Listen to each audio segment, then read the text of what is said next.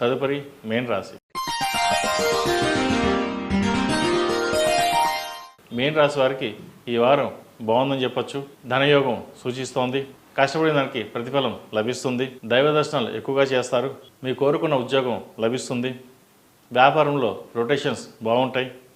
అయితే వచ్చిన ధనానికి ఖర్చుకి రెండు సరిసమానంగా ఉంటుంది. ఖర్చుల విషయంలో జాగ్రత్త వహించండి. బంధువర్గంలో విభేదాలు రాకుండా చూసుకోండి. ఎందుకంటే మీరు బాగున్నా ఎవరో ఏదో చేసి మీ పేరు ప్రతిష్టల్ని దెబ్బతీయాలని బంధువర్గంలో చులకన చేయాలని చూస్తారు. కాబట్టి ఎంత దూరంగా ఉంటే అంత మంచిది. వ్యాపారపరంగా వృత్తి ఉద్యోగాల పరంగా మీకు మీరుగా తీసుకున్న నిర్ణయాలు లాభిస్తాయి. అలాగే జీవిత భాగస్వామి సలహాలు సూచనలు తీసుకోండి. మంచి ఫలితాలు సాధించగలుగుతారు. ఎందుకంటే ఈ వారం మీకంటే జీవిత భాగస్వామి వారి జాతకం బాగుంది. వారి సలహాలు సూచనలు తీసుకోండి. వారి వల్ల మీకు మేలే జరుగుతుంది, కానీ నష్టం అయితే జరగదు. కాబట్టి వారి సలహాలు తీసుకుని ముందుకెళ్ళండి. మంచి ఫలితాలు సాధించగలుగుతారు. ఈ రాశిలో జన్మించిన స్త్రీలకు వృత్తి ఉద్యోగాల పరంగా వ్యాపార పరంగా కొన్ని నష్టాలు సవిచూస్తారు. అన్నీ బాగున్నాయి, అంతా బాగానే ఉంది అని అనుకుంటారు. కానీ మీ పక్కనే వెన్నుపోటు పొడిచే వాళ్ళు ఉంటారు. కాబట్టి వాటి విషయంలో కొంచెం జాగ్రత్తలు తీసుకోండి. అందరూ మనవాళ్ళే అని చెప్పేసి నమ్మడం కూడా మంచిది కాదు. ఎవరు మనవాళ్ళో ఎవరు పరాయవాళ్ళో తెలుసుకుని ముందుకు వెళ్ళండి. తద్వారా మంచి ఫలితాలు సాధించగలుగుతారు. వ్యాపార పరంగా కూడా విస్తరణ చేయాలని యోచన చేస్తారు. కానీ ప్రస్తుతం ఉన్న పరిస్థితిలో అది మంచిది కాదు. కొంతకాలం ఆగి ముందుకెళ్ళడం చెప్పదగినది. విదేశాలకు సంబంధించిన వ్యవహారాలు అనుకూలిస్తాయి. ముఖ్యంగా వైద్య వృత్తిలో ఉన్న వారికి ఈ వారం బాగుందని చెప్పొచ్చు. ఉద్యోగపరంగా వ్యాపార పరంగా మంచి లాభాల బాటలో ఉంటారు. విదేశాల్లో ఉన్నవారికి మంచి ఉద్యోగం లభిస్తుంది. అలాగే గ్రీన్ కార్డ్ వీసా కోసం ప్రయత్నిస్తున్న వారు కూడా ఈ వారం బాగుందని చెప్పొచ్చు. సివిల్ సర్వీసెస్లో ఉన్నవారికి పేరు ప్రఖ్యాతలు లభిస్తాయి.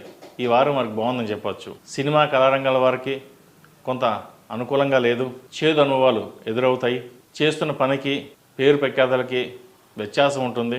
కష్టాన్ని తగిన ప్రతిఫలం లభించదు. డబ్బు అయితే వస్తుంది, కానీ పేరు చెడగొట్టే వాళ్ళు ఎక్కువగా ఉన్నారు. ముఖ్యంగా కళారంగాల వారు చూడాల్సిన విషయం ఏంటంటే నలుగురితో పాటు వెళ్ళాలి, నలుగురితో పాటు ఉండాలి.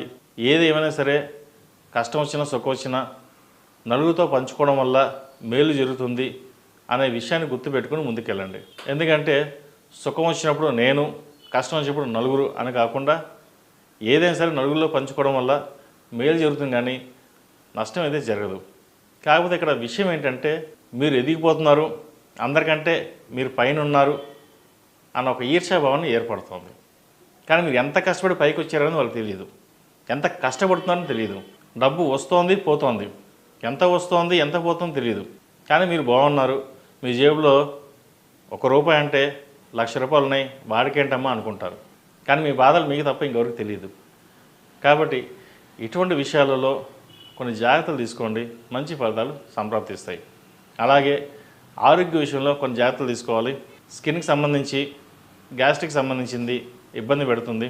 యోగా మెడిటేషన్ ఎంతవరకు కుదిరితే అంతవరకు చేయండి. మంచి ఫలితాలు సాధించగలుగుతారు. ఈ రాశిలో జన్మించిన వారికి కలిసి వచ్చే సంఖ్య 8, కలిసి వచ్చే దిక్కు తూర్పు, కలిసి వచ్చే రంగు తెలుపు. మేషం నుండి మీనం వరకు ఉన్నటువంటి రాశి ఫలితాలు నా పరిజ్ఞానం సేకరించే మేరకు ఈ వారం రాశి ఫలితాన్ని తెలియ